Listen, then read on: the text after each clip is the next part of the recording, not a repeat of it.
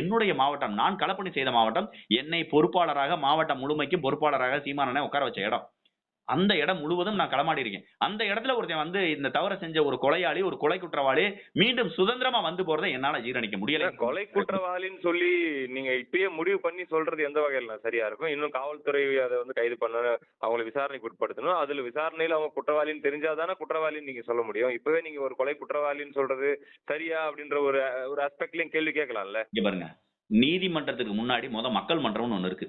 இன்னைக்கு இணையதளத்துல பேசுறவங்கள தாண்டி எல்லாருடைய ஐயப்பாடு, எல்லாருக்கும் ஒரு மனசுக்குள்ள ஒரு கேள்வி இருக்கும். இந்த கேள்வியினுடைய வெளிப்பாடு தான் அவர்கள் குற்றவாளியா, குற்றம் செஞ்சவர்களா இல்லையாங்கிறத முடிவு செய்யறது.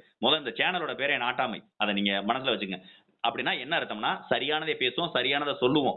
எங்க மனசாட்சிக்கு பயந்து நம்மளுக்கு தெரிஞ்ச நம்ம மூளைக்கு எட்டுன அளவுக்கு நம்ம பேசுறோம். அவ்வளவுதானே தவிர, இந்த நிக்கிதாவினுடைய வழக்க முழுமையாக நம்ம தொடர்ச்சியா இப்ப ஒரு 7, 8 நாளா பேசிட்டு இருக்கோம். இந்த 7, 8 நாட்கள்ல இந்த வழக்கு சம்பந்தமா நிறைய ஸ்டடி பண்றோம். நிறைய விடயங்களை கேள்விப்படுறோம். நிறைய விடயங்களை டிஸ்கஸ் பண்றோம். நிறைய விவாதிக்கிறோம். இதன் அடிப்படையில் நம்ம சொல்றோம், நிக்கிதா என்பவர் தொடர் தவறுகளை செய்யக்கூடிய நபர்.